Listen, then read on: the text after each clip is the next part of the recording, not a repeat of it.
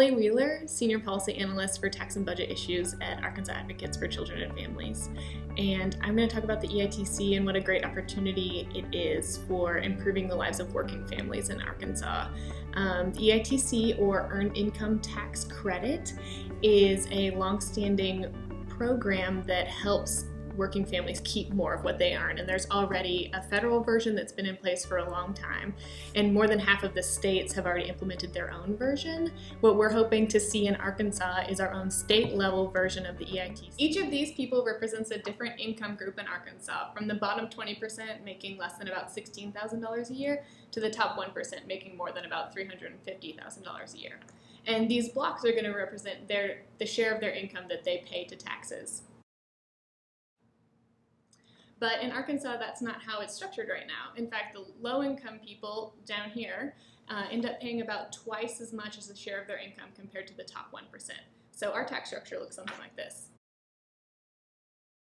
So the bottom 20%, people making less than about $16,000 a year, pay about twice the amount as a share of their income than the top 1%, people making more than about $350,000 a year. The great thing about the EITC is a targeted way to help these lower income working families keep more of what they earn and reduce their tax burden. An EITC in Arkansas would restructure the tax system so it looks a little bit more like this and is a little bit more fair for low income. One of the reasons that Arkansas is such a great candidate for an EITC is that we have such a long history of high poverty rates, especially high child poverty rates.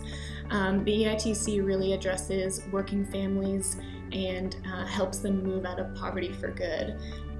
Low-income working families in Arkansas have not benefited as much from the recovery as other income groups, and they also were completely left out of the past two major tax cuts. So you might be wondering, aren't thousands of Arkansans already filing for the EITC every year? And that's true, but they're getting the federal version.